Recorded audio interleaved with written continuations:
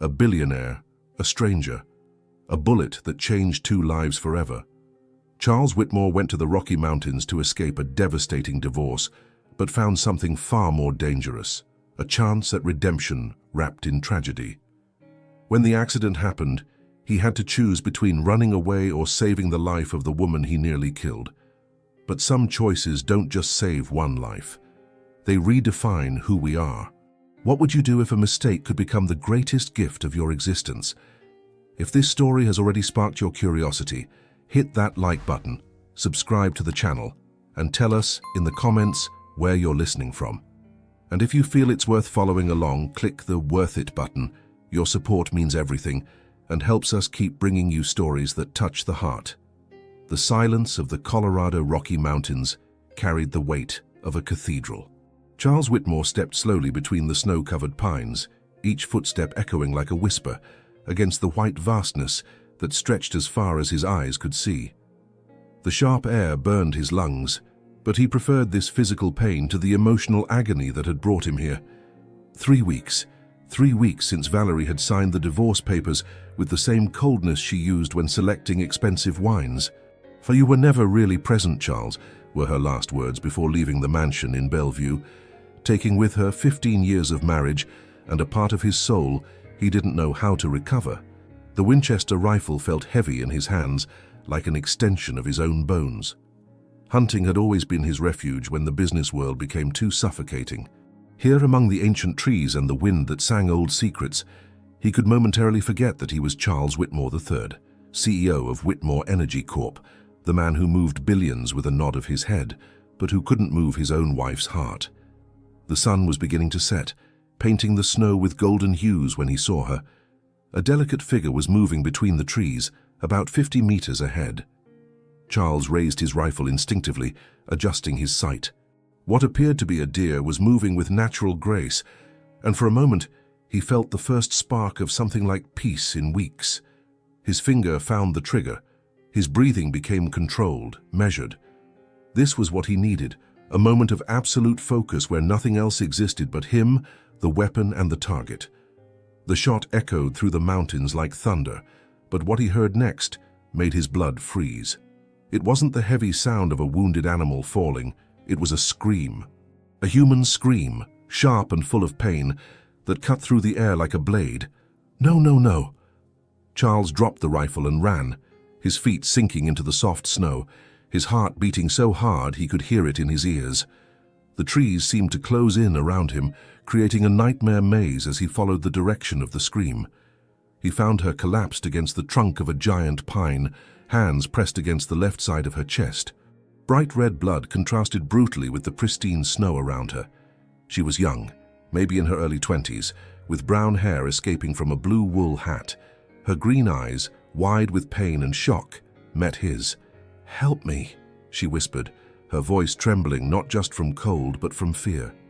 Charles fell to his knees beside her, his shaking hands trying to assess the extent of the wound.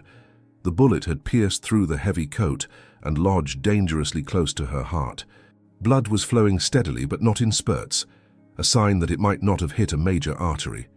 "My God, I'm so sorry. I'm so very sorry," he repeated, removing his own coat to press against the wound. "I thought you were... I didn't see... Are you a hunter?" she asked, trying to keep her eyes focused on him. Charles noticed a small notebook fallen in the snow beside her, pages covered with detailed drawings of birds. "Yes, but that doesn't matter now. What's your name?" "Haley. Haley Monroe." She tried to straighten up but groaned in pain. "I was studying the migration behavior of golden eagles. There's a rare nest here." Charles looked around, calculating distances and possibilities. They were at least 15 kilometers from the nearest road, and the sky was darkening rapidly. Worse still, heavy clouds were gathering on the horizon. A storm was approaching. "Haley, I need you to trust me. My name is Charles. I'm going to get you out of here, but first I need to stabilize this wound." She studied his face for a moment, as if searching for something. "You seem to know what you're doing." "I studied medicine for 2 years before switching to business administration." He didn't mention that had been over 20 years ago. "Haley, I'm going to need to examine the wound more closely. Can you trust me?" She nodded, and Charles felt the weight of that trust like he'd never felt responsibility in business before. Carefully, he opened her coat, revealing a flannel shirt soaked with blood. The wound was small, but deep, and dangerously located. "The bullet is still inside," he murmured more to himself. "I can't move it without causing more damage." Haley closed her eyes, taking a deep breath. "How much time do we have?" The question was simple, but loaded with implications. Charles looked at the increasingly dark sky, felt the wind getting stronger, and knew he had to be honest. "The storm will hit in a few hours. We won't be able to get out of the mountains today." He paused, weighing his words. "Haley, I'm going to need to remove the bullet right here." Her eyes opened, meeting his. "Here? In the forest? I have some basic medical supplies at camp, about 2 kilometers from here. There's a cave where we can take shelter." Charles held her hand, surprising himself with the firmness of her grip. "I won't lie to you, it's going to be challenging." Haley studied his face once more, as if she were making the most important decision of her life. Then, inexplicably, she smiled. A small smile, but genuine. "You know, Charles, this morning I was wondering if something extraordinary would happen in my life." She laughed softly, a laugh that sounded almost musical against the increasing wind. "I guess I just got my answer." Charles felt something stir inside his chest, not fear or guilt, but something he couldn't name. As the snow began falling more intensely and the first thunder echoed through the mountain, he knew this moment would change them both forever. The storm was coming, and they would have to face it together. The cave that Charles had known since adolescence stretched like a natural cathedral carved into the rock. The damp walls reflected the flickering light of the fire he'd managed to start, creating dancing shadows that seemed to watch every movement. The sound of the storm outside was deafening, wind howling like a wild creature and snow beating against the rocky entrance. Haley lay on the sleeping bag that Charles had spread on the flattest part of the cave floor, her pale face contrasting with the orange glow of the flames. He had improvised an operating table using his camping backpack and some flat stones. His medical supplies, a robust first aid kit he always carried on expeditions, were organized beside her like surgical instruments in a hospital. "Charles," she whispered, her voice weaker than before, "can I ask you a strange question?" He stopped sterilizing a small camping knife with alcohol and looked at her. "Of course. If you died today, would you feel like you really lived?" The question hit him like a punch to the stomach. Charles fell silent for a moment, the sound of rain filling the space between them. "Why are you asking that?" "Because I was thinking about my answer when you found me." Haley tried to smile, but Charles could see the pain in her eyes. "And I realized that yes, I lived. Every day in the forest, every bird I studied, every sunrise I witnessed, I lived intensely. What about you?" Charles felt something tighten in his throat. 20 years building an empire, buying companies, accumulating zeros in bank accounts, and he couldn't remember the last time he'd felt truly alive. "No," he answered, with a honesty that surprised him. "I think I stopped living a long time ago and I'm only realizing it now." Haley nodded, as if this answer made perfect sense. "Maybe that's why we're here together. Sometimes the universe has strange ways of waking us up." Charles turned his attention back to the instruments, but his hands were trembling slightly. "Haley, I need you to understand what we're facing. I don't have general anesthesia, just some pain pills and alcohol. It's going to hurt a lot." "How much?" "More than anything you've ever felt in your life." She closed her eyes for a moment, taking a deep breath. "And if you can't do it? If something goes wrong?" Charles stopped completely, facing the question he'd been avoiding asking himself. "Then at least you won't die alone in the storm." "That's comforting in a strange way." Haley laughed softly, a sound that echoed gently off the cave walls. "Do you have children, Charles?" "No. Valerie and I tried for years, but—" He didn't finish the sentence. "What about you?" "I don't have family. My parents died in an accident when I was 16. Since then, birds became my family." She looked at the cave ceiling. "They taught me that migration isn't about running away. It's about finding where you belong." Charles felt those words resonate inside him in a way he didn't expect. "Are you ready?" "Wait." Haley reached out her hand to him. "Promise me something." "What?" If I don't survive, promise you'll answer that question differently the next time someone asks. Charles took her hand, feeling the skin cold but steady. You're going to survive. Promise? I promise. Charles began by administering the painkillers he had, knowing they would be insufficient. Then, with extreme care, he started cleaning the area around the wound. Haley gritted her teeth, but didn't scream. Tell me about the eagles, he said, trying to distract her while preparing the incision. Golden eagles are... Ah! She groaned when he made the first cut, but continued talking. They're different from bald eagles. They don't like water. They prefer open terrain. The female I'm studying is at least 15 years old. She's been coming back here every winter for 5 years. Charles worked with surgical precision, his hands finding a skill he thought he'd lost decades ago. The bullet was lodged deeper than expected, dangerously close to the heart. Why do you care so much about them? He asked, sweat running down his forehead despite the cold. Because they choose a mate for life. Haley was breathing heavily, but her voice remained steady. When one dies, the other might spend the rest of its life alone. But when they find each other, they fly together, as if they were one creature. Charles paused for a moment. Doesn't that seem lonely to you? It used to. But watching them, I realized they're not afraid of loneliness because they know it's worth waiting for true love, even if that means being alone your whole life. Especially because of that. Haley groaned again when he deepened the incision. Better alone and authentic than accompanied and empty. Those words hit Charles like the bullet had hit Haley. He thought about his 15 years with Valerie, silent dinners, conversations about business, an intimacy that had never really existed.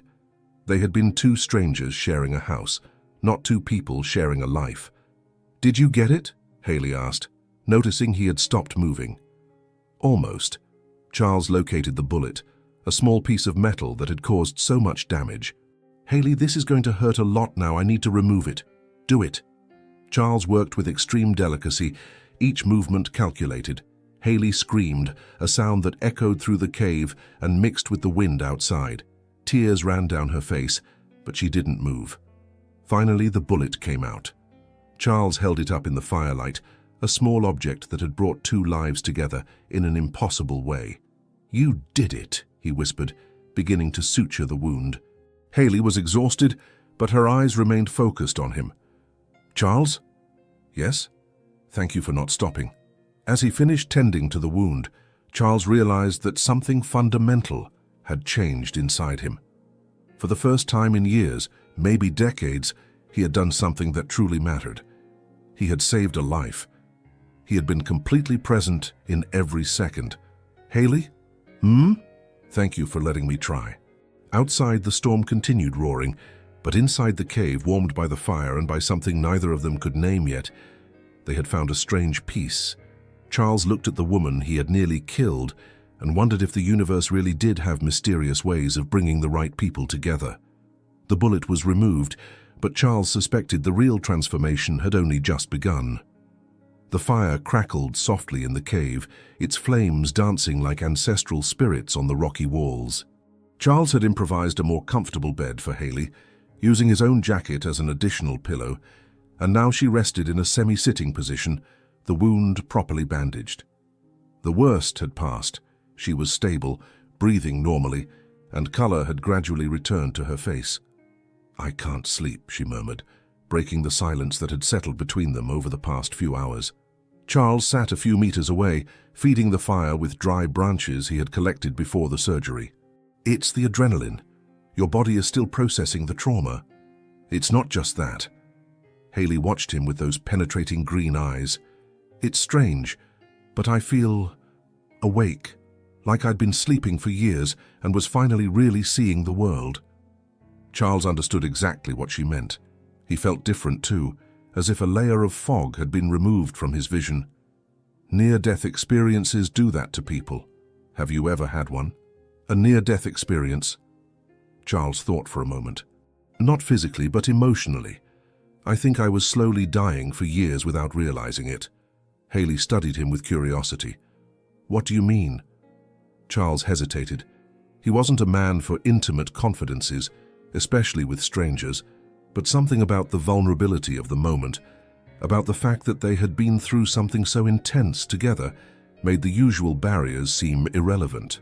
"Do you know that feeling of living someone else's life?" he began, stirring a branch in the fire. "For 20 years I would get up, put on expensive suits, make decisions that moved millions of dollars, come home to a wife who barely looked at me, and wonder if this was really what adult life was supposed to be. And was it? No. It was a performance. I was playing the role of the Charles Whitmore that everyone expected me to be, the successful heir, the stable husband, the ruthless CEO. But underneath it all, I was empty." Haley nodded as if she understood perfectly. "I used to feel that way in college. All my classmates wanted to work in laboratories in big cities, publish research, build brilliant academic careers. I tried for a while. What happened? I realized I was suffocating. One morning I woke up in my apartment in Boston and felt like the walls were closing in on me. That same day, I packed a backpack and drove here. That was 3 years ago." She smiled softly. "Best decision I ever made." Charles watched her, fascinated by the tranquility in her voice. "Your colleagues must have thought you went crazy." "They did. My advisor said I was throwing away a bright future. But you know what I discovered? Bright for whom? What good is a bright future if you feel dead inside? How do you support yourself here?" "I work with conservation organizations, write reports on migration and animal behavior, give occasional lectures. I don't make much, but I need little." Haley paused. "What about you? How did you get to the point of feeling empty when you have everything most people dream of?" Charles laughed bitterly. "That's the irony, isn't it? The more I accumulated, money, properties, recognition, the emptier I felt. It's like each achievement was just another coat of varnish on furniture that's rotting from the inside." "Did you love your wife?" The question was direct, no beating around the bush, and Charles appreciated the honesty. "I thought I did, but looking back now, I think I loved the idea of her, the version of ourselves we seem to be to the outside world. Valerie is intelligent, sophisticated, comes from a good family. On paper, we were the perfect couple. And in reality? In reality, we were two strangers sharing a huge, silent house. We talked about the weather, about social commitments, about business, but never about dreams, fears, hopes. Never about the things that really matter." Haley watched him in silence for a moment. "Can I ask why you got divorced?" Charles sighed deeply. "Valerie said I was never really present, that even when my body was there, my mind was always somewhere else. She was right." He looked at Haley. "But the funny thing is that here in this cave, talking to you, I feel more present than I've felt in years. Maybe it's because there's nowhere to run, no distractions, no performances to maintain.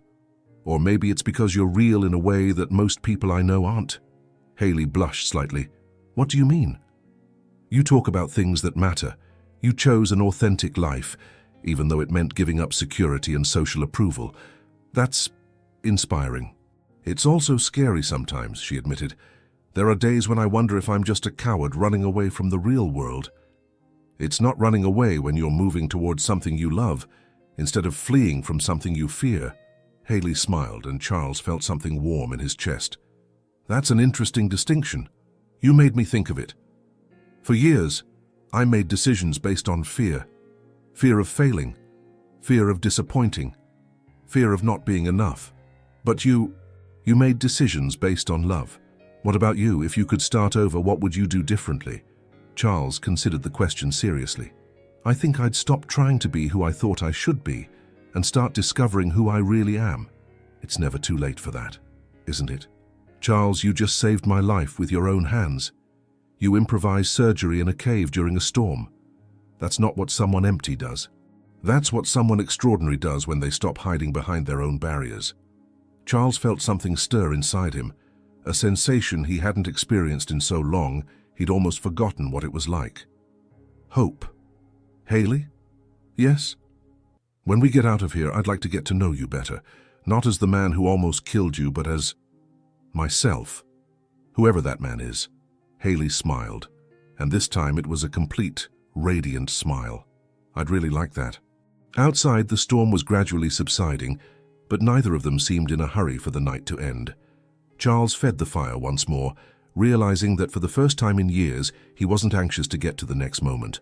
This moment, here with Haley, seemed perfect exactly as it was. Charles? Yes? Thank you. For what?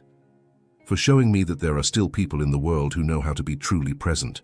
As the flames danced between them and the storm finally calmed outside, Charles realized he might have found something he didn't even know he was looking for. A genuine connection with another human being. And for the first time since he could remember, the future seemed full of possibilities instead of obligations. The rescue helicopter cut through the blue morning sky like a giant dragonfly, its blades creating a mechanical symphony that echoed through the mountains. Charles held Haley's hand while she was carefully transferred to the stretcher, their fingers intertwined like anchors in a sea of uncertainties. "Everything's going to be okay," he whispered in her ear, his voice almost lost in the noise of the blades. Haley squeezed his hand. "Are you coming with me? I'm not leaving your side." Mount Grace Hospital was a fortress of glass and steel nestled among the mountains, known for serving Colorado's elite. Charles had insisted on bringing her there, the best medical care money could buy. As he watched Haley being taken to the emergency room, he couldn't imagine that this decision would change everything. Dr. Edward Whitman was a tall, austere man with perfectly groomed gray hair and blue eyes that seemed to see right through people. When he entered the waiting room and saw Charles, his expression visibly hardened. "Charles Whitmore," he said, his voice carrying a professional coldness that barely concealed something more personal. "I wasn't expecting to see you here." Charles stood up slowly, immediately recognizing his ex-wife's brother. "Edward, how is she?" "The patient is stable. You did surprisingly competent work with the emergency surgery." Edward paused, studying Charles. "Valerie told me about the divorce. I imagine this must be complicated for you. My personal life isn't relevant right now. I just want to know if Haley will be okay." "Haley?" Edward raised an eyebrow. "Interesting. Barely 3 weeks after your divorce and you're already saving young women in the mountains." Charles felt his blood boil. "It's not what you're thinking." "Isn't it? Then explain to me how a recently divorced billionaire ends up performing improvised surgery on a 20-something biologist in a cave." Before Charles could respond, his phone began ringing insistently. First it was Marcus, his press secretary, then Sarah, his executive assistant. Next, unknown numbers that he ignored. Finally, he answered Marcus's call. "Charles, where the hell are you? You need to come to the office now." "I'm at the hospital. What's happening?" "What's happening is that you've become a national headline. Energy billionaire shoots young environmentalist in romantic hunting trip. CNN, Fox News, everyone's covering the story." Charles felt the world spin around him. "How did they find out?" "The rescue helicopter pilot sold the story. There are photos of you carrying the girl, you two holding hands on the stretcher. The narrative is spreading like wildfire." Charles looked out the hospital window and saw something that made his stomach sink. TV vans were positioning themselves in the parking lot, reporters adjusting microphones, cameras being set up. A crowd was forming. "Charles," Marcus's voice continued on the phone, "you need to control this situation. The stock market is reacting negatively. The board is panicking." Before he could respond, Edward Whitman approached again.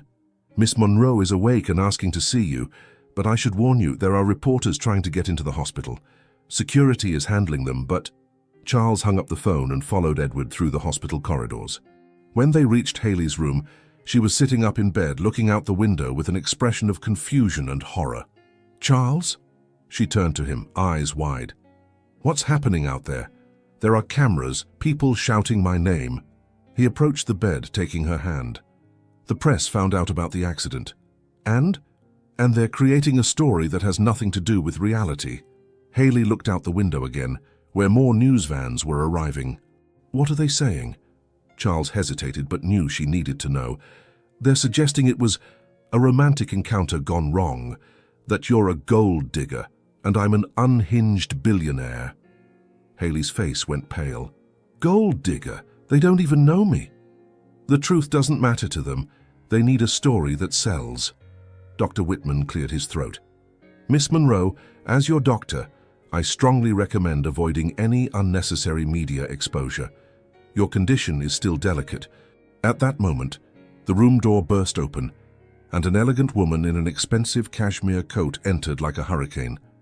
Valerie Whitmore looked exactly as Charles remembered, blonde, sophisticated, with a bearing that commanded attention. But there was something new in her eyes, a cold fury he'd never seen before. "Charles," she said, her voice cutting like ice. "What a pathetic spectacle. Valerie, you shouldn't be here." "Shouldn't I?" She laughed, a humorless sound. "My name is being dragged through the mud on every news channel in the country. Of course I should be here." Valerie turned to Haley, evaluating her from head to toe with a look that could freeze water. "So you're the little environmentalist who managed to hook my ex-husband so quickly." "Valerie!" Charles stepped forward, but Haley raised her hand. "Mrs. Whitmore," Haley said calmly, straightening up in bed despite visible pain. "I understand this situation must be difficult for you, but I assure you there's nothing between your ex-husband and me other than..." "Other than what?" "Gratitude. You really expect me to believe that a young idealist like you doesn't see opportunity when it comes knocking at your door with a 9-digit bank account?" Charles saw something ignite in Haley's eyes, not anger, but a fierce dignity that impressed him. "Mrs. Whitmore, I don't know the details of your marriage to Charles, and frankly it's none of my business, but I can tell you this. I was in the mountains studying golden eagles, working on research I love, living a life I consciously chose. I wasn't looking for anyone, much less for complications." "How convenient." "And another thing," Haley continued, her voice growing stronger. "Your ex-husband saved my life. He could have run away, could have hidden what happened, but instead, he stayed. He risked everything to keep me alive. That speaks to his character, not to my supposed motivations." Valerie was silent for a moment, then turned to Charles. "You really think she's different? That this time it will be real?" Charles looked at Haley, then at Valerie, and for the first time in 15 years of marriage said exactly what he thought. "Yes, Valerie, I think she's completely different, and for the first time in my life, I know the difference." The silence that followed was broken by the sound of cameras clicking outside the window. The story was just beginning, and Charles realized his life would never be private again. But looking at Haley, who held her head high with a dignity that neither scandal nor fortune could buy, he knew it would be worth facing any storm. The air in the hospital room seemed electrically charged after Charles's words. Valerie remained motionless for a moment, as if she had been slapped. Her blue eyes, which had previously blazed with controlled anger, now reflected something deeper, a mixture of shock, hurt, and perhaps recognition. "Different," she repeated slowly, savoring the word like poison. "In 15 years of marriage, Charles, you never looked at me the way you're looking at her now." Haley tried to shift in the bed, clearly uncomfortable with the growing tension. "Maybe I should ask you to talk privately." "No," Valerie said abruptly, keeping her eyes fixed on Charles. "You're already part of this story, dear. Better to hear it all." Dr. Whitman cleared his throat. "Perhaps this isn't the right time or place for..." "Edward, please," Valerie cut off her brother. "Some clarifications are necessary." Charles felt the familiar weight of Valerie's emotional manipulation, but this time something was different. He didn't feel guilty or defensive. Instead, he felt a strange clarity, as if he could finally see his ex-wife without the distorted lens of marital obligation. "Valerie, what do you want me to say? That I'm sorry for finding someone who makes me feel alive?" "Found?" Valerie laughed, a harsh sound. "Charles, you shot her. That's not finding, that's creating a situation where she needs you. It's classic savior syndrome." Haley straightened up more in bed, her green eyes flashing. "With all due respect, Mrs. Whitmore, you don't know anything about me or what happened in the mountains." "Don't I? Then enlighten me." Valerie crossed her arms, assuming the posture Charles knew well, the lawyer ready to attack. A young environmentalist, working alone in a remote area, happens to cross paths with a recently divorced and vulnerable billionaire. What a remarkable coincidence. "It wasn't coincidence," Haley replied calmly. "It was a tragedy that turned into something unexpected. But you're right about one thing. Charles was vulnerable. He was broken, actually." Charles looked at her surprised. It was rare for someone to speak so directly about his emotional wounds. Broken? Valerie let out a bitter laugh. Charles was never broken. Charles always had everything. Money, success, a wife who took care of his social image, a perfectly organized life. Perfectly organized life, Haley repeated thoughtfully. It's interesting how you describe a marriage, like it was a corporate event. Valerie tensed. You have no idea what you're talking about. Maybe not. But I know how to recognize someone who was dying inside. Charles told me about your marriage, the silent dinners, conversations about the weather, the feeling of living a life that wasn't his. He said that? Valerie turned to Charles, and for the first time he saw genuine hurt in her eyes. Did you really feel that way? Charles took a deep breath. It was time to be completely honest, not just with Valerie, but with himself. Valerie, we both know our marriage was a convenient partnership. You wanted social and financial security. I wanted a wife who knew how to navigate my world. But love? Real connection? When was the last time we had a conversation about dreams, fears, hopes? Conversations like that are for teenagers, Charles. Adults build practical and stable lives. Or adults afraid of intimacy hide behind practicality and stability, Haley said softly. Valerie turned to her with sparking eyes.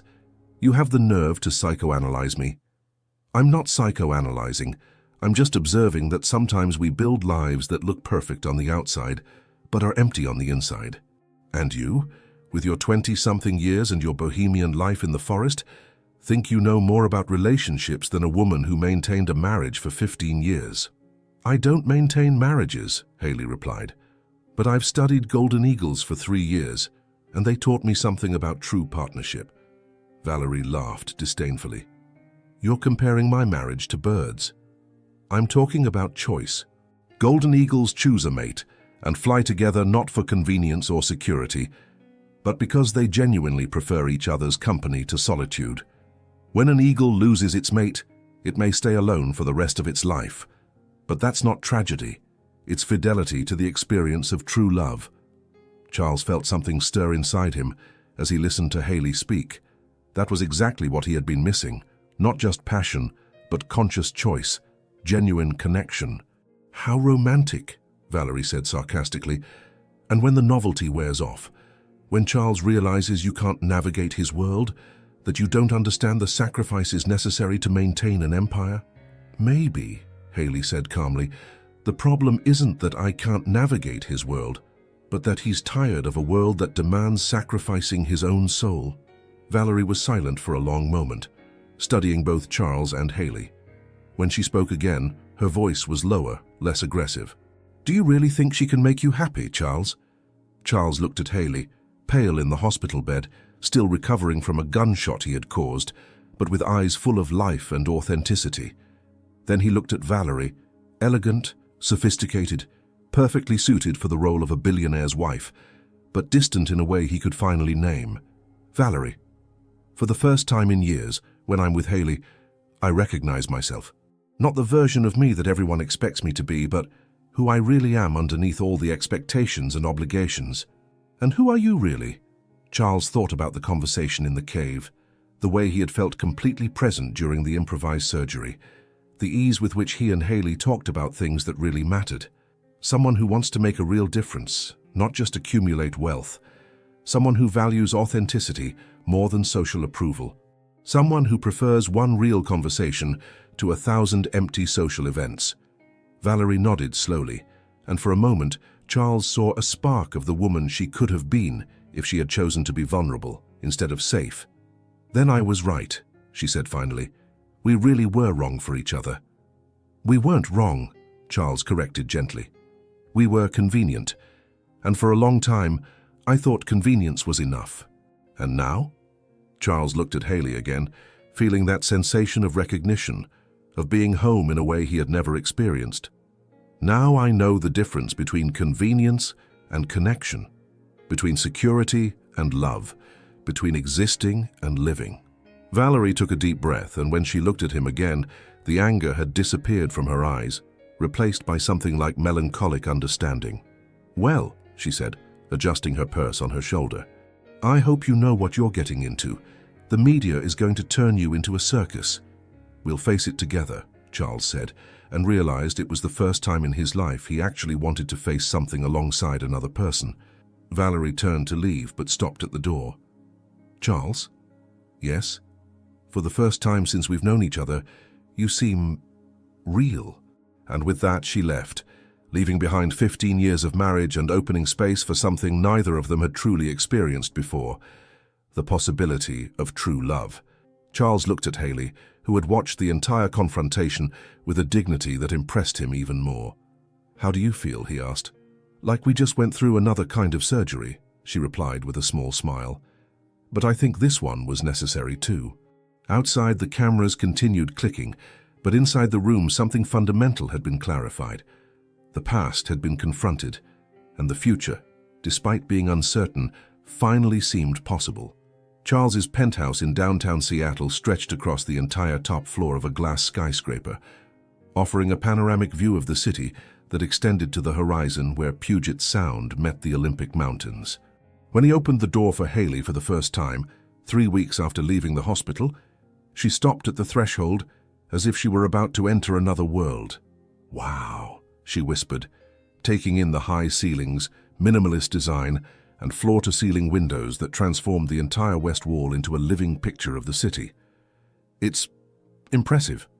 Charles watched her reaction, trying to see the space through her eyes. Expensive furniture, carefully selected modern art, decoration that screamed success and sophistication. But he also noticed now what he hadn't seen before: the coldness, the absence of real life, the feeling that this was more of a showroom than a home. It's too big, he admitted, carrying her small suitcase. It always has been. Haley walked slowly through the living room, her fingers sliding over the Italian leather sofa, stopping in front of a bookshelf filled with business trophies and business books that looked like they'd never been opened. Where do you stay when you're here? Stay? Where do you feel at home? Where do you relax, think, simply exist? Charles was silent for a moment, realizing he didn't have a real answer. I work in the office, sleep in the bedroom, use the kitchen to heat up delivery food. But stay. I guess I never thought of it that way. Haley turned to him with that understanding smile he was learning to recognize. Then let's figure it out together. In the days that followed, Charles watched fascinated as Haley transformed the cold space into something alive. She started small, rearranging the sofa cushions in a more inviting way, opening curtains he always kept closed, playing soft music that filled the oppressive silence he hadn't even realized existed. Can I make some changes? She asked in the second week, holding a small pot with a plant she'd bought at the local market. Of course. Do whatever you want. It's not about what I want. It's about creating a space that's ours. The word ours resonated in Charles in a way that surprised him. He had never thought of any space as genuinely shared, not even during his marriage. Haley placed the plant, a small succulent with vibrant green leaves, on the black marble coffee table. The contrast was striking: organic life against cold stone, natural growth against artificial perfection.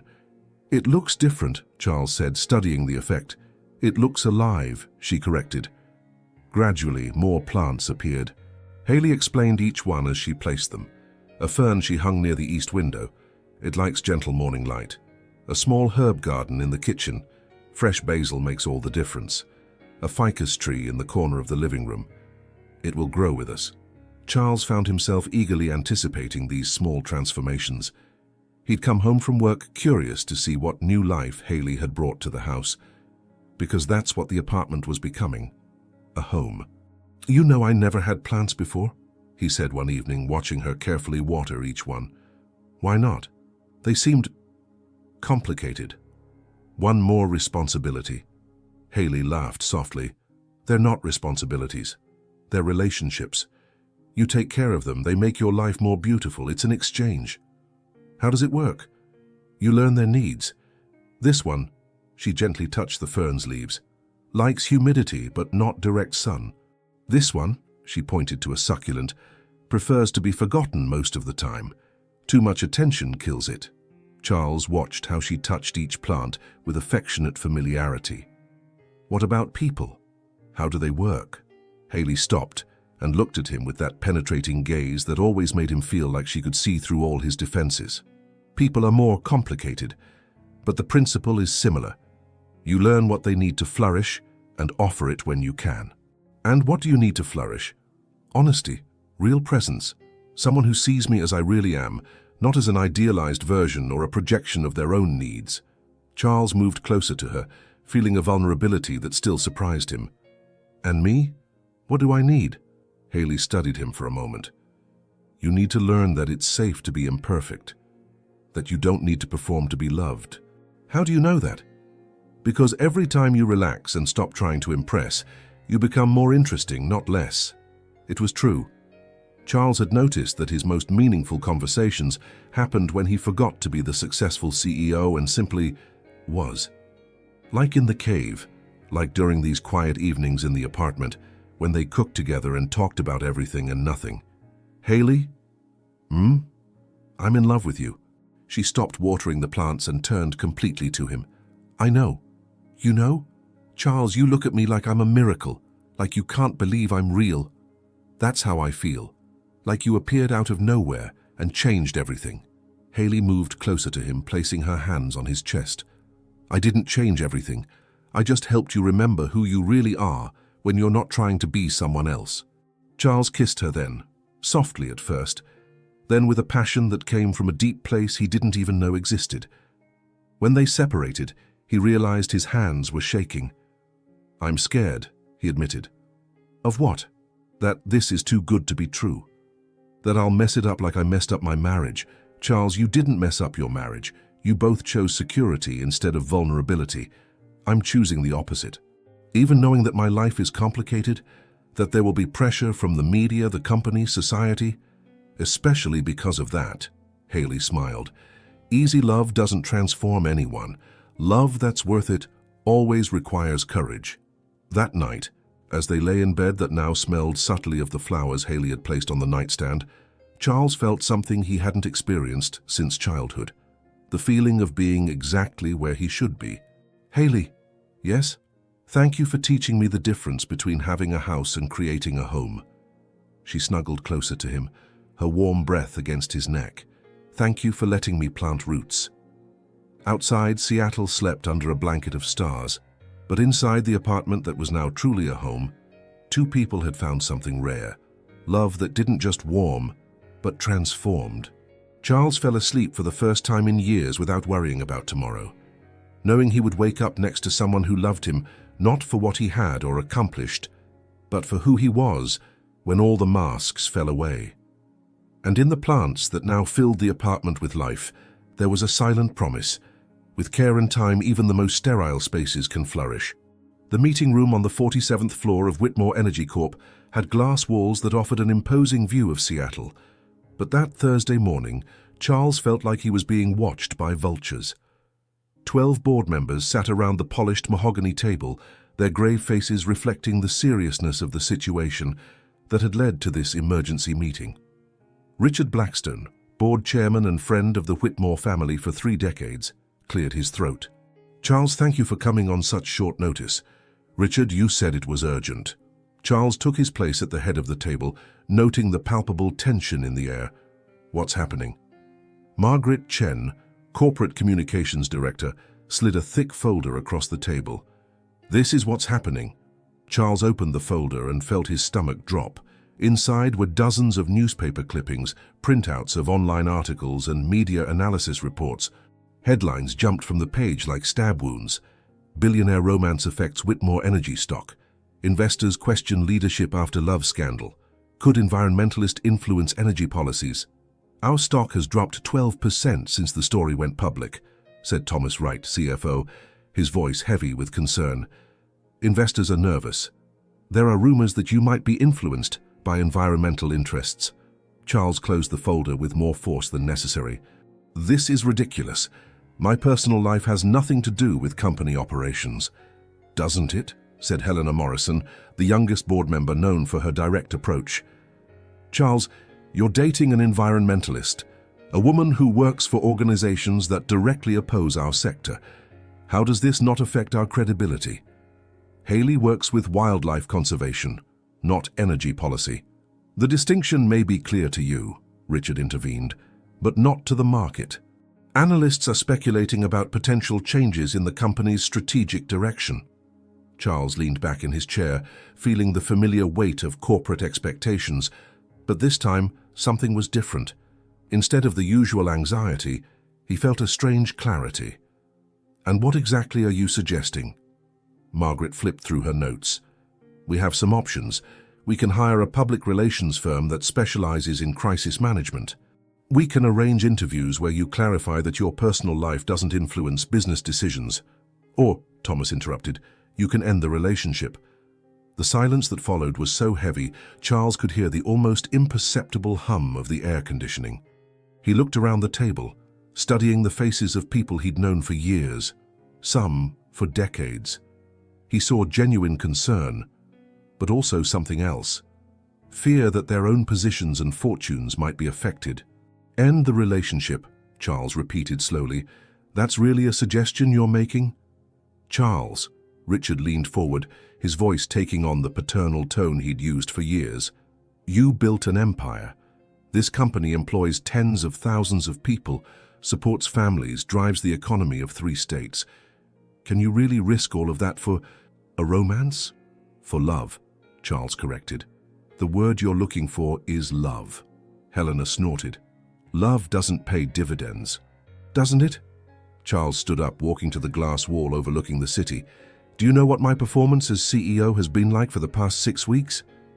"Charles," Margaret began, "in the past 6 weeks, since I met Haley, I've closed 2 deals you said were impossible, resolved the labor dispute in Montana that had been dragging on for months, and proposed 3 strategic innovations our development department has been pursuing for years." He turned to face them. "My performance improved, it didn't get worse." "That could be coincidence," Thomas mumbled. "Or it could be because, for the first time in years, I'm truly alive. I'm present. I'm operating at full capacity instead of just going through the motions." Richard sighed deeply. "Charles, no one is questioning your competence, but perception is reality in financial markets. If investors believe you're compromised—" "Compromised?" Charles laughed, but there was no humor in the sound. "Richard, I was compromised during my marriage to Valerie. Compromised by appearances, by expectations, by maintaining a facade you all approved of. And where did that get me? 15 years of empty existence and a divorce that cost the company more in negative media coverage than this situation will cost." Margaret checked her notes again. "The metrics are different, Charles. The divorce was seen as normal. Executives get divorced. But a relationship with someone from the environmental sector—" "Someone from the environmental sector who saves birds," Charles interrupted. "Not someone who lobbies against fossil fuels. Haley studies eagle migration, for God's sake." "Public perception doesn't make those subtle distinctions," Helena said. "To them, environmentalist is environmentalist." Charles returned to his chair but didn't sit down. Instead, he placed his hands on the table and leaned forward, looking each board member in the eye. "Let me tell you about public perception. This morning I received 3 letters from employees congratulating me on finding happiness after my divorce. Yesterday, our 30-year secretary told me she's never seen me so human. Our engineering team commented that I'm more accessible and creative in meetings." He paused. "You know what that tells me? That at least some people perceive that a happier leader is a more effective leader." "Anecdotes don't move markets," Thomas shot back. "Don't they? Then tell me, what kind of company do we want to be? One that makes decisions based on fear of fleeting perceptions, or one that trusts in the strength of its fundamentals and the integrity of its leadership?" Richard exchanged glances with other board members. "Charles, no one is questioning your integrity, but there are other considerations, like the fact that you've all invested your careers and fortunes in this company and fear anything that might threaten that." The silence returned, but this time Charles could feel he had touched on something true. "All right," he said finally. "Let me make this simple for you. Haley Monroe is not going away from my life. She makes me a better person, and that makes me a better CEO. If you can't see the difference between a leader who's going through the motions and one who's fully engaged, then maybe this board needs to reevaluate more than just my personal life." Margaret closed her notes folder abruptly. "Charles, Are you essentially giving us an ultimatum? I'm saying that for the first time in my life, I've found something worth more than corporate approval or stock market tranquility. And if that's a problem for you, Charles straightened his shoulders, feeling a strange and powerful freedom. Then maybe it's time for you to decide whether you want a CEO who leads with authenticity or one who performs to please analysts. Charles left the meeting room knowing he had crossed a line. For the first time in his corporate career, he had chosen his personal happiness over professional convenience. It was terrifying and liberating at the same time. As the elevator descended through the 47 floors to the lobby, he thought about Haley, probably at that moment tending to the plants at home or working on her Eagle reports. She didn't even know about the meeting that had taken place, the pressures being applied, the impossible choices others wanted to force him to make. But she would know soon. And for the first time, Charles didn't feel afraid of being completely honest about the price their love might demand. Because finally there was something in his life worth any price. Charles found the envelope under his home office door on Monday morning, 3 days after the tense meeting with the board. The paper was expensive, with the embossed logo of the Sierra Verde Foundation, an organization he immediately recognized as one of the most vocal opponents of the fossil fuel industry. His hands trembled slightly as he opened the envelope. Inside was a formal letter, dated 2 weeks ago, addressed to Ms. Haley Monroe, and signed by Dr. Rebecca Martinez, Executive Director of the Foundation. Dear Ms. Monroe, the letter began, we were delighted to learn of your exceptional work with Golden Eagle Conservation. We would like to offer a research grant of $50,000 to expand your studies on the impacts of energy infrastructure on avian migration patterns. Charles felt like the ground had disappeared beneath his feet. He continued reading, each word hammering into his mind like accusations. Environmental impacts of the oil industry, preservation against predatory development, long-term partnership for anti-industrial research. The letter specifically mentioned the recent media interest in Haley's work and suggested that her current visibility could significantly amplify our conservation message. Charles let the paper fall onto the desk, feeling nausea spreading through his stomach. The board's voices echoed in his mind. Environmentalist, influence, conflicting interests. Everything he had defended, everything he had risked for her, suddenly seemed planned. Charles? Haley's voice came from the hallway. Coffee's ready. He quickly folded the letter and put it in the drawer, trying to compose his expression. But when Haley entered the office carrying 2 coffee cups, smiling with that morning joy he had learned to love, something cold and suspicious twisted in his chest. Are you okay? She asked, immediately noticing his tension. You look like you've seen a ghost. I'm fine, he lied, accepting the coffee but avoiding her gaze. Just worried about some work issues. Haley moved closer, placing her hand on his shoulder with the affectionate naturalness he had come to consider sacred. Now that touch made him recoil internally. Want to talk about it? It's nothing you can help with, he said, the phrase coming out harsher than intended. Haley stepped back slightly, surprised. Charles, what's going on? You've been acting strange since yesterday. Throughout the day, Charles watched Haley with new eyes poisoned by suspicion. Every loving gesture seemed calculated. Every question about his work sounded like information gathering. When she casually mentioned that she had received some calls from conservation organizations interested in her work, Charles felt his paranoia intensify. What kind of organizations? He asked, trying to keep his voice neutral. Oh, some environmental foundations. Apparently my work is getting attention because of us. The media coverage. Haley grimaced. Honestly, it's a bit embarrassing. I don't want my research to be associated with our personal life. But you're considering working with them? Maybe. Some offer resources that could really help my research. Why?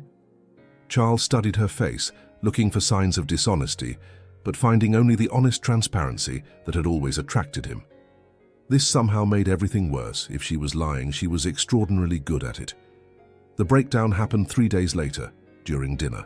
Haley was telling him about her day, mentioning that she had finally decided to accept a small grant from a conservation organization when Charles couldn't contain himself anymore. The Sierra Verde Foundation? He asked abruptly. Haley stopped eating, surprised. How do you know about them? So it's true.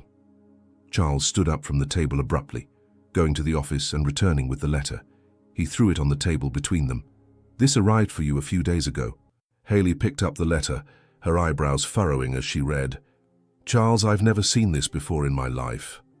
"Of course you haven't." "I'm serious? How did this get here? And why didn't you show me when you received it?" "Because I wanted to see if you'd tell me about them spontaneously. I wanted to see if you'd be honest." Haley's face went pale. "Honest about what?" "Charles, what are you accusing me of?" "I'm asking if this whole story was planned from the beginning." "What story?" "You, me, the accident. If you were in the mountains specifically because you knew I'd be there."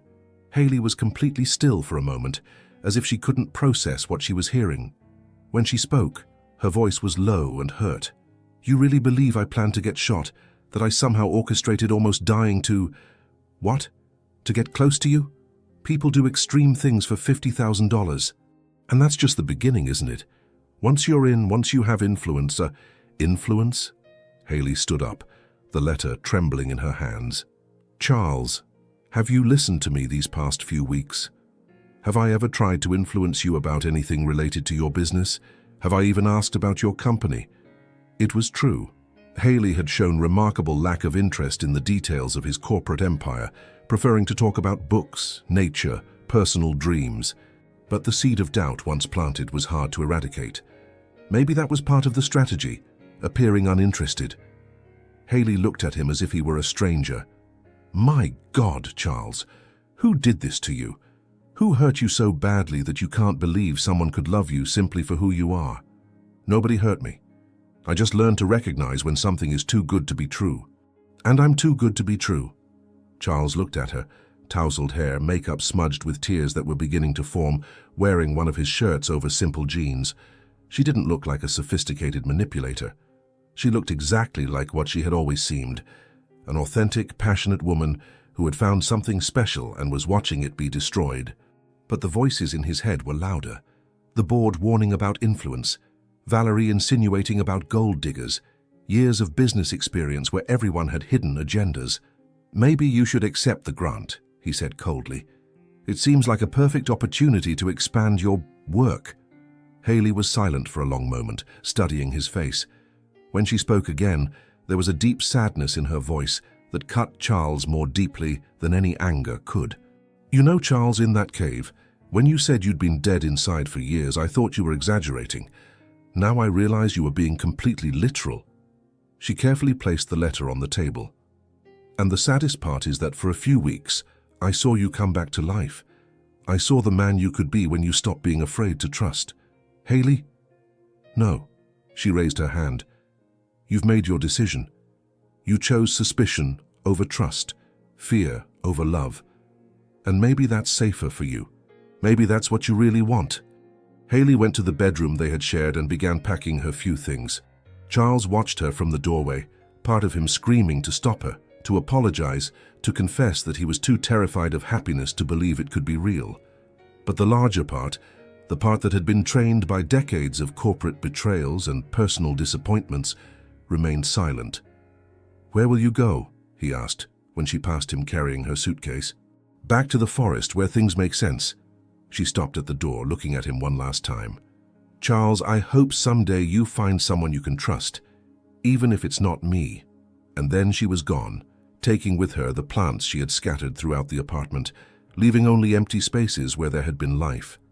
Charles stood alone in the silent apartment, holding the Sierra Verde Foundation letter and wondering why the victory of being right felt exactly like defeat. 7 days. Charles counted every hour that had passed since Haley left his apartment, each minute marked by the empty echo of his own footsteps in rooms that had once been filled with life. The apartment seemed to have returned to what it had always been, a mausoleum of glass and steel, beautiful and dead. He was in his office on Thursday morning, pretending to read financial reports, but actually staring at the space where there used to be a small succulent, when his secretary announced over the intercom that Dr. Edward Whitman was asking to see him. "Send him in," Charles said, surprised. Valerie's brother wasn't exactly someone who made social visits. Edward entered with his characteristically formal posture, but there was something different in his expression, a mixture of discomfort and determination that Charles couldn't decipher. "Edward, what a surprise. How can I help you?" "Actually, Charles, I'm the one who needs to help you."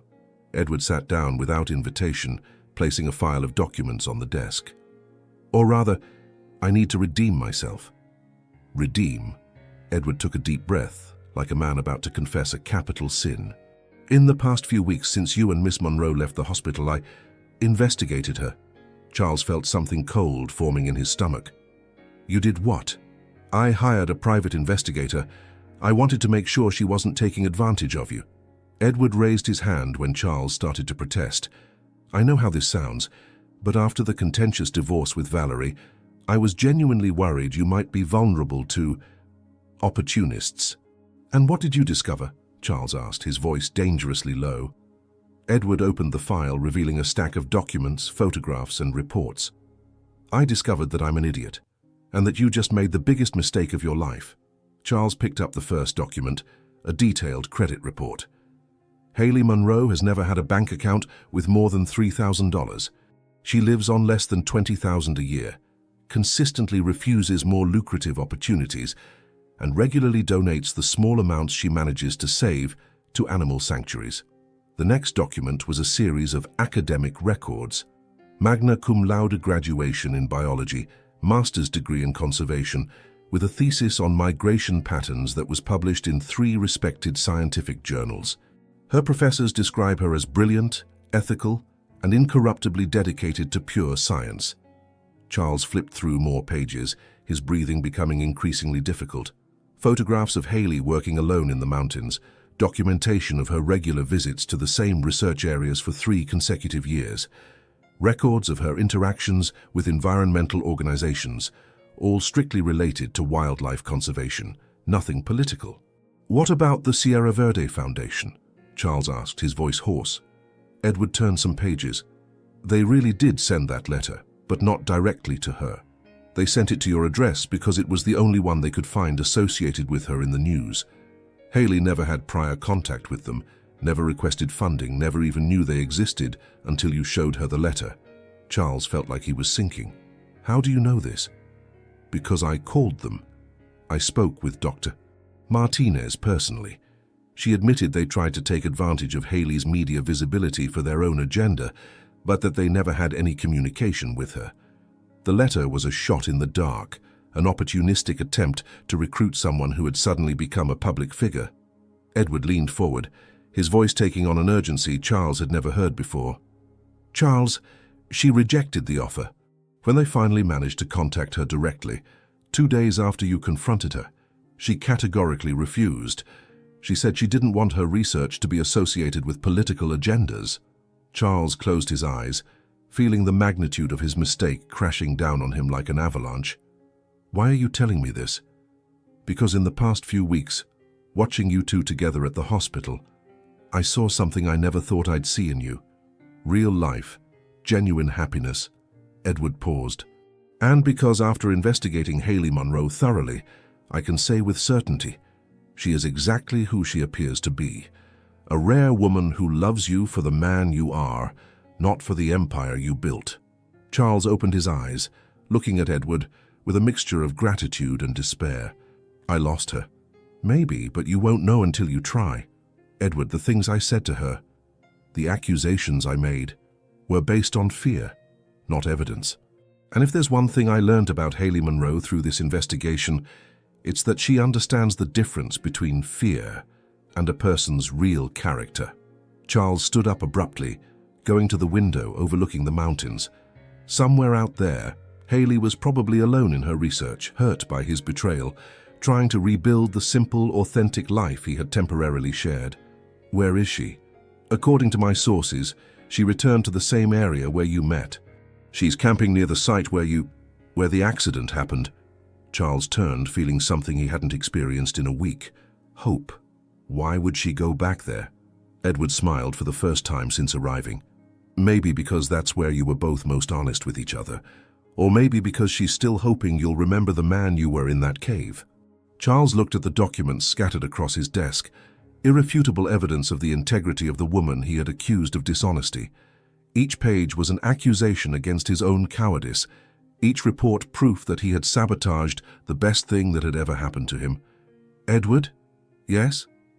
Thank you for investigating, for telling me the truth, for trying to save me from myself. Edward stood up, adjusting his jacket. Charles, for what it's worth, Valerie was wrong about you all these years. You're not incapable of loving deeply. You were just too afraid to try. When Edward left, Charles was alone with the truth he had tried to avoid. Haley Monroe was exactly who she said she was, and he had destroyed the only genuine relationship of his life because of ghosts and fears that had nothing to do with her. But maybe, just maybe, it wasn't too late for redemption. Charles grabbed his car keys, leaving the documents on the desk and the office behind. He had a trip to make and a heart to try to win back, if she still wanted to give a second chance to the man who had almost lost everything by not being able to distinguish between true love and self-sabotage. The mountains awaited him, and with them perhaps one last opportunity to prove that sometimes even the most lost can find their way back home. A year later, Charles Whitmore stood on the same cliff where it all began, but this time he wasn't carrying a rifle. In his hands was a small dark blue velvet box containing a simple diamond ring. Not the ostentatious kind his wealth could buy, but something delicate and timeless, like the love he had found and almost lost. Autumn had painted the Rocky Mountains in golden and crimson hues, and the air had that crystalline quality that made every breath feel like a rebirth. Beside him, Haley watched through binoculars the majestic flight of two golden eagles dancing in the updrafts, their wings extended in perfect synchronization. "There they are," she whispered, her face illuminated by the same pure joy he had learned to recognize as her truest expression. "The pair I've been studying for 4 years. They came back." Charles watched the eagles, thinking about the extraordinary journey that had brought them to this moment. The day he had returned to the mountains to find her 10 months ago had been the most difficult and important of his life. Haley had listened in silence while he knelt in the snow and confessed every fear, every insecurity, every pathetic reason that had led him to destroy the trust between them. "I was so afraid you were too good to be true," he had said, tears freezing on his face, "that I preferred to believe a cruel lie rather than risk having my heart broken." She hadn't forgiven him immediately. Forgiveness, Haley taught him, wasn't a switch you turned on, but a process you cultivated. They spent months rebuilding trust, brick by brick, honest conversation by honest conversation. "Charles?" Haley's voice brought him back to the present. "Are you okay? You look lost in thought." He smiled, thinking about how she could always read his expressions. "I was thinking about how much this past year has changed. For the better? For the extraordinary." It was true. Charles's decision to step down as president of Whitmore Energy had shocked the business world, but for him it had been like removing armor he'd never realized he was wearing. The Whitmore Monroe Foundation, which they created together 6 months ago, had already protected more than 50,000 acres of critical habitat for eagles and other migratory species. "Haley," he said, his heart beating faster than during any billion-dollar negotiation he'd ever conducted. "Can I ask you something?" She lowered the binoculars, her green eyes meeting his with that complete attention that was one of her most precious gifts. "Of course." Charles knelt right there, on the rocky ground where a year before he had carried her wounded and bleeding. The ring emerged from the box like a crystallized promise. "Haley Monroe, you taught me that true love isn't about possession or control, but about daily choice. About choosing vulnerability over security, authenticity over approval, growing together over individual stagnation." His voice trembled slightly. "You saved me not just in that cave, but every day since then, simply by being who you are." Tears began forming in Haley's eyes, but she didn't wipe them away. "Charles, marry me. Not because you need my wealth, or because I need your approval, but because together we are more true than we ever were apart. Because when you look at me, I see the man I always wanted to be." Haley was silent for a moment that seemed eternal, looking at him, then at the ring, then at the eagles still flying in perfect circles above them. "You know," she said finally, a smile slowly blooming on her face, "golden eagles mate for life. When they choose a partner, it's a decision they make again every day, every migration season, every return to the nest. Is that a yes? It's a yes to a lifetime of daily choices.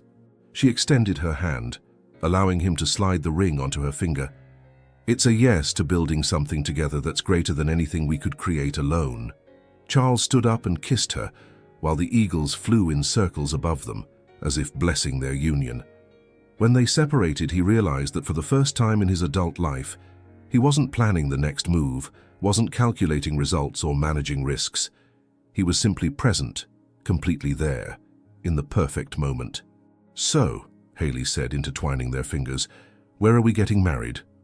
Charles looked around the majestic mountains, thinking about the cave where they had shared their first deep truths, the hospital where they had faced the world's judgment, the apartment where they had learned to create a home together. "Here," he said, "where it all began. Where I almost lost you and where I learned that sometimes you need to break completely to discover who you really are." 6 months later, in an intimate ceremony with just a handful of true friends and Dr. Edward Whitman as officiant, Charles and Haley were married on the same cliff where he had proposed. Valerie sent an elegant card wishing them happiness, a peace offering that Charles didn't expect but deeply appreciated. There was no media coverage, no obligatory guests for business connections, nothing but two people promising to choose love over fear, growth over stagnation, authenticity over convenience. During the ceremony, the same golden eagles flew above them, as if officiating their own wild blessing. Now, a year after the wedding, Charles woke up every morning in a modest house near the mountains, surrounded by plants they tended together, working on a mission that fed his soul instead of just his bank account. He was still wealthy. Some riches don't disappear easily, but now his wealth served a greater purpose. "Charles," Haley said, interrupting his memories again, "look." He followed her gaze to where the eagles were landing in a high nest on a distant cliff. It was the same nest she had studied for years, the same one that had brought her to that fateful area where they met. "They'll stay together for life," Haley said softly. "Through all the migrations, all the seasons, all the storms." Charles pulled her closer, feeling the warm solidity of her presence. Like us, she agreed. As the sun set behind the mountains, painting the sky with colors no artist could replicate, Charles Whitmore realized he had finally learned the difference between having a life and living a life, between accumulating things and cultivating relationships, between being successful and being happy. And above all, he had learned that sometimes love comes disguised as tragedy, that sometimes you need to be broken to be healed, and that sometimes the bullet you least expect is the one that opens your heart to possibilities you never imagined. In the mountains around them, eagles flew free in infinite skies, and two people who had found in each other not just love but redemption walked home together, knowing they had built something rare and precious, a life based on truth, conscious choice, and the daily courage to love without reservations. The accident in the mountains had ended. The love story was just beginning. Sometimes, life breaks us to remake us. Charles discovered that the shot that almost destroyed everything was actually the starting shot for a life he didn't even know was possible. Because at the end of the day, we're all looking for someone who sees us not as we'd like to be, but as we really are, and still chooses to stay. Maybe the real question isn't whether we deserve love, but whether we have enough courage to choose it when it appears disguised as something we never expected. And maybe deep down this story speaks to us too. If this story touched your heart, hit that like button, subscribe to the channel, and tell us in the comments where you're listening from. And if you felt it was really worth following this journey, click the Worth It button. Your gesture makes all the difference and helps us keep bringing you stories like this.